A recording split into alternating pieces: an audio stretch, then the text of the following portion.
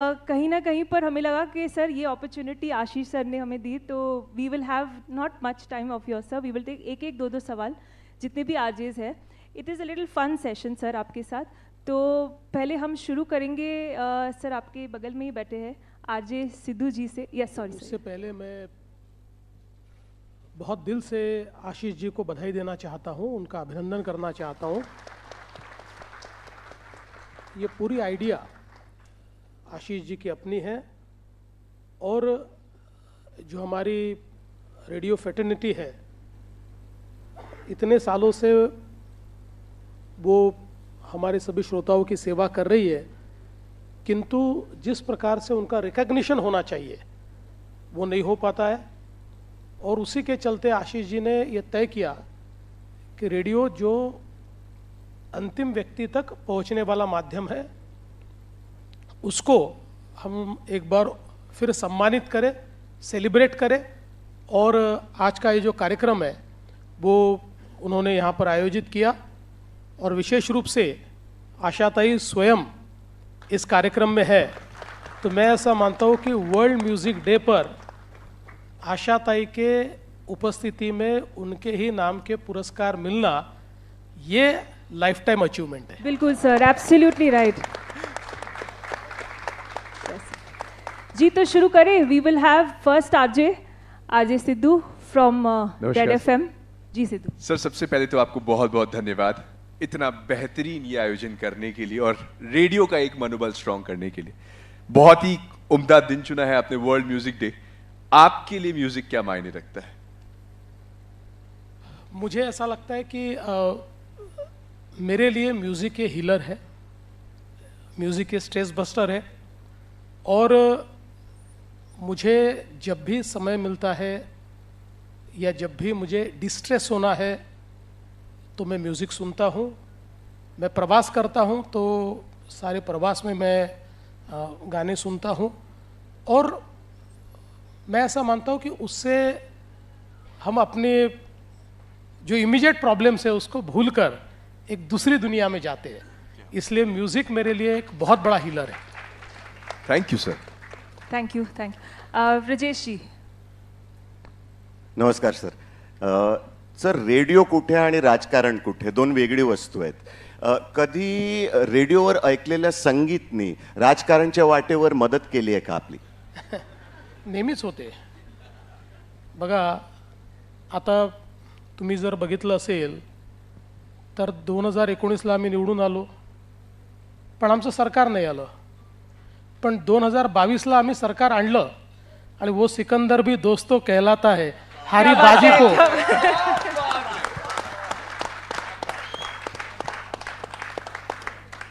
त्यामुळे म्युझिक, गाणी, रेडिओ या सगळ्या गोष्टी राजकारणात अत्यंत महत्त्वाच्या आहेत.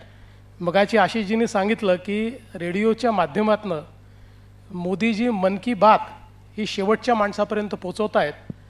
आणि तुम्ही बघा, म्हणजे तुमच्या सगळ्या FM रेडिओजवर इलेक्शन आलं की तुमच्या आवाजापेक्षा आणि तुमच्या गाण्यांपेक्षा जास्त आमच्या ॲडव्हर्टिजमेंट असतात. याचं कारण आम्हाला माहिती आहे की यंग क्राऊडपर्यंत पोचायचं आहे तर ते कुठून पोचता येईल, ते तुमच्या माध्यमातून पोचता येतं. त्यामुळे आमचा संबंध आहेच. Beautiful beautiful. Thank you sir. या RJ Archana, radio city. Ji sir, very very very proud for radio and music and Asha ji की का नाम रेडियो के साथ सदैव जुड़े रखने के लिए बहुत बहुत धन्यवाद. Ashish ji, we are feeling very proud as a medium. Let's clap for ourselves, we have come this far. और ये जो आपने आज डेकोरेशन यहाँ किया है, we are looking at it and feeling extremely proud to be part of this medium. Sir, आपके घर में रेडियो का क्या माहौल होता था बचपन में? देखिए, बचपन में तो रेडियो ही था.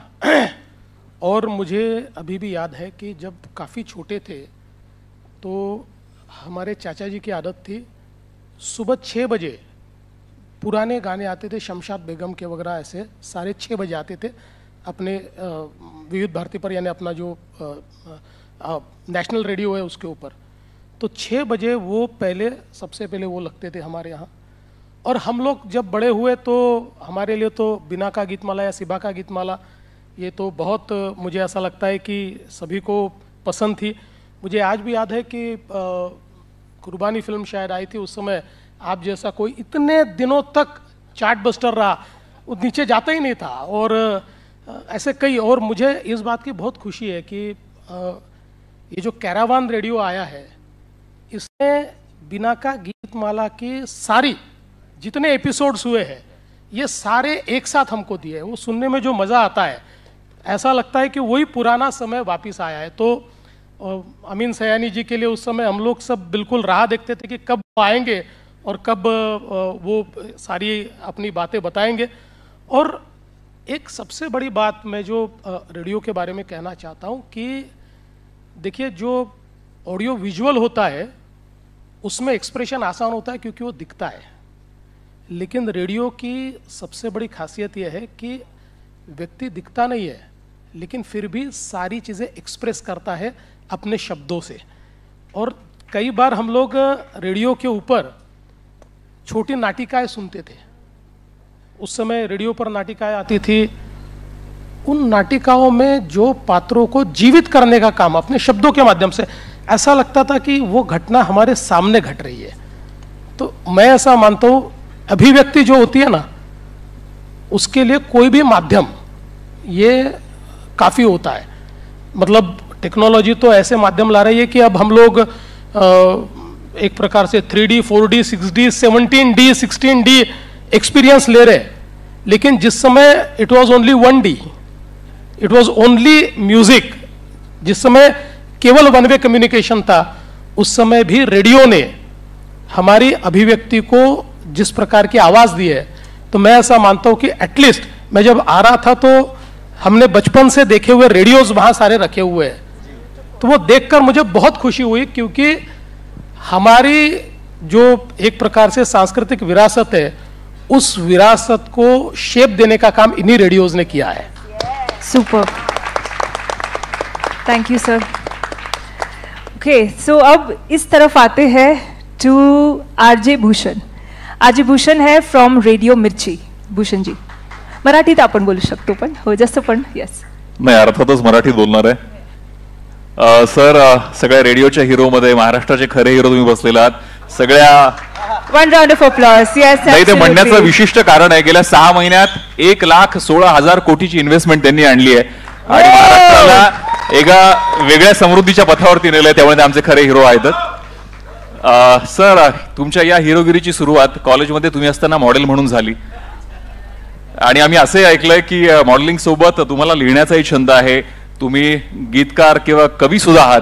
तर पहिले काय लिहिलं होतं ते या निमित्ताने आठवतंय का?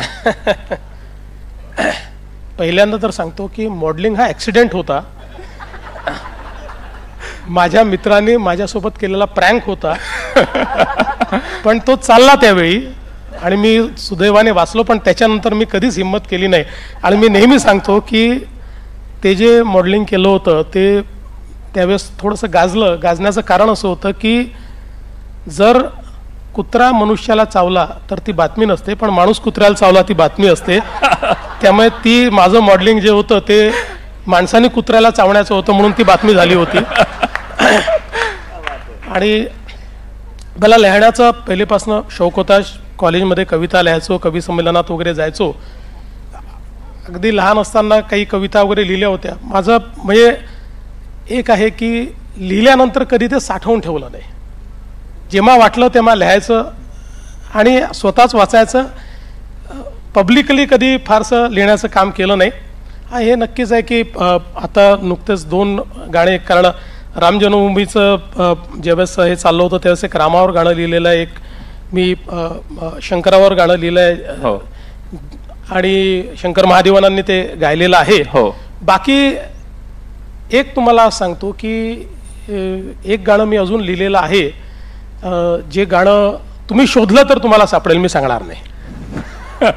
पण सर, या निमित्ताने कुठल्याही तुम्ही लिहिलेल्या कवितेच्या गाण्याच्या कुठल्याही 4 ओळी, कारण आम्ही जेव्हा तुमची विधानसभेमध्ये धडाकेबाज भाषण ऐकतो तेव्हा तुमची ती शेरोशायरी पण आम्हाला सगळ्यांना खूप भुरळ घालते. या निमित्ताने कुठल्याही 4 ओळी ज्या आम्हाला आता खरंच ऐकायला आवडतील. मी खरं म्हणजे तुम्हाला सांगू का, तसा मी रामदास आठवले घराण्याचा कवी आहे.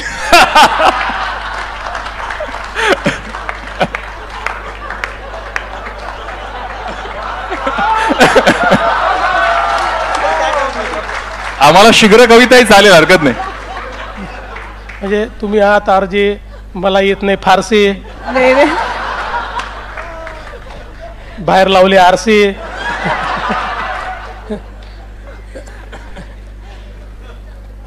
एक कविता लिहिली होती, मला आठवली तर म्हणतो ती. तुम्ही म्हणता माझ्या कवितेला अर्थ नसतो, तुम्ही म्हणता माझ्या कवितेला अर्थ नसतो, नसे ना का अर्थ, अनर्थ तर असतो. वा वा, क्या बात आहे, क्या बात आहे. अरे तुम्ही काय कविता कराल, पण आणि किंवा परंतु अशा अर्थपूर्ण शब्दांचा निरर्थक शाब्दिक गुंता म्हणजे कविता नव्हे. पण आणि किंवा परंतु अशा अर्थपूर्ण शब्दांचा निरर्थक शाब्दिक गुंता म्हणजे कविता नव्हे. कविता म्हणजे जी मनाला छेदून गेली पाहिजे, हृदयाला भेदून गेली पाहिजे आणि डोक्याच्या वरून गेली पाहिजे. क्या बात आहे, क्या बात आहे. वा वा. Superb sir, thank you. ओके, आणि आता नंतर we have RJ Sapna from Ishq FM. Hello everybody. सबसे पहले बहुत बहुत शुक्रिया, इतना खूबसूरत ये प्रोग्राम आयोजित किया महाराष्ट्र गवर्नमेंट ने. रेडियो हो, म्यूज़िक हो, ये बहुत खूबसूरत इमोशन है सर, और इस इमोशन के बगैर मुझे नहीं लगता हमारी ज़िंदगी आगे चल सकती है. और इसीलिए आज इतना इमोशनल मोमेंट भी हमें आज रेडियो और म्यूज़िक के ज़रिए यहाँ पर मिला है. Very big opportunity sir to be here with you and sharing this emotion. Sir, हम जब पॉलिटिशियंस को देखते हैं ना तो लगता है बहुत खड़ूस हैं ये, मतलब ये शायद म्यूजिक नहीं सुनते होंगे, पता नहीं क्यों ऐसा लगता है ना. सर, आपकी लाइफ में पॉलिटिक्स में म्यूजिक ने आपको किस तरह से हेल्प किया in politics, to be very very precise sir? देखिए, पहली बात तो ये है कि म्यूजिक जो है वो हमारी संवेदनाओं को जीवित रखता है. तो जैसा आपने कहा कि हम लोग बाहर से खड़ूस दिखते हैं लेकिन अंदर से बहुत अच्छे लोग हैं, और इसका बहुत बड़ा श्रेय ये म्यूज़िक को जाता है. और देखिए, आजकल तो ऐसा है कि आप देखेंगे तो हम जितने पॉलिटिशियन हैं दिन भर में 10 रील बनाते हैं और हर रील में एक गाना होता है. So the music is helping us promoting ourselves. रोज 10 गाने हम प्रमोट करते हैं और 10 गाने हमको प्रमोट कर रहे हैं. Thank you sir. Thank you sir, आपकी लाइफ में मैंने सुना कि आप लिरिसिस्ट भी रहे हैं, आपने लिरिक्स भी लिखे हैं, तो आपका सबसे पहला इश्क जो आपने फील किया म्यूजिक से, वो कब हुआ था आपको? नहीं, म्यूजिक से तो देखिए, जब कॉलेज में थे तभी से म्यूजिक से बड़ा लगाव रहा है. और मेरी मतलब लाइफ का सबसे बड़ी मेरी ट्रेजेडी ये रही कि मुझे गाने बहुत याद है और सुर में मैं एक भी नहीं गा सकता. तो इसलिए छुप छुप के गाना ये मुझे बड़ा पसंद है. तो मैं ये करता हूँ कि गाने को फुल वॉल्यूम पे लगाता हूँ और फिर उसके साथ गाता हूँ, तो अपना बेसुरापन उस सुर में मिल जाता है और अपने को लगता है कि हम भी सुर में गा रहे हैं. सर, एक हो जाए, बिकॉज पब्लिक रिक्वेस्ट यहाँ पर आ रही है. एक आपका हो सकता है, अगर सब लोग गाना, हम कोरस वाले आदमी हैं सर, हम हाँ, we'll do that. Are we ready? नहीं, थँक यू सो मच सब. हां, ओके, नाही, नंतर आपण नक्की घेऊ. ओके, शेवट आरजे अक्की आणि तुमचा प्रश्न सरांसाठी. सर्वात पहिले तर नमस्कार सर, खूप प्राऊड मोमेंट आहे. रेड FM आणि मॅजिक टीमकडून आभार व्यक्त करतो. एकतर ना मला इतकं भारावून आलेलं आहे, तुम्ही नागपूरचे आहात, तुमचा हा नागपूरचा मुलगा नागपूर निघून पुण्यात आला, पुण्यातून मुंबईच्या रेडिओत पोहोचलेला आहे. 17 वर्षाचा हा प्रवास. आणि प्रश्न असा की लिरिसिस्टबद्दल आता बोलणं झालं आणि तुम्ही खूप छान लिहिता.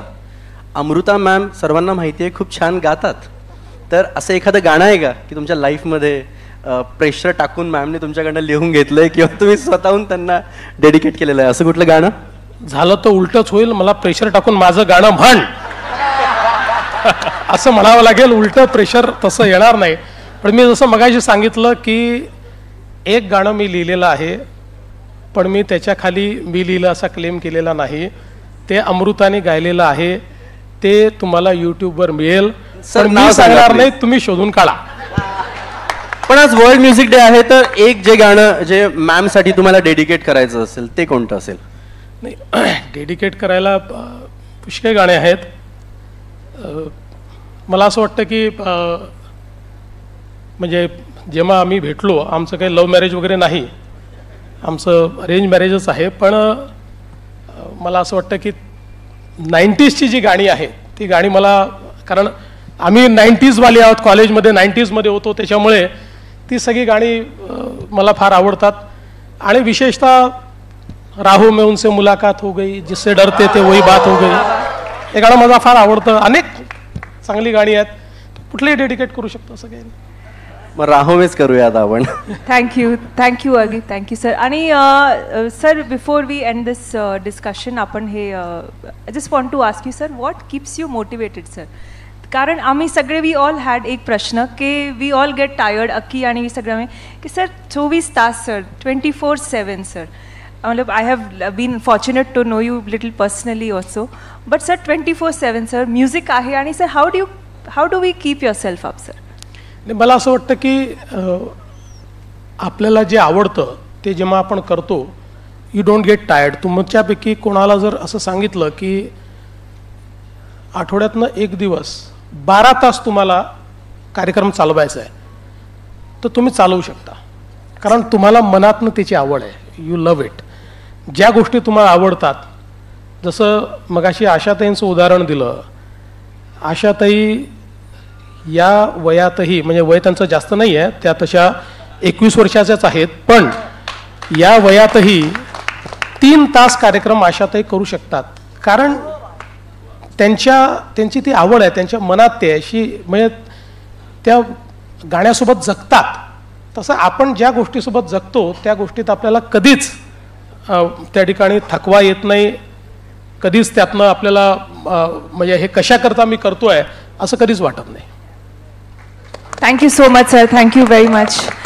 आणि I think I would like to thank all the RJs and all the radio fraternity, and again thank you Ashish sir and the government and sir for organizing such a wonderful, and Asha Tai, thank you so much for being in our lives, and we are very grateful. We can just have a picture with you sir, and then the RJs will. So want to join the picture. जन्मलेली एखादी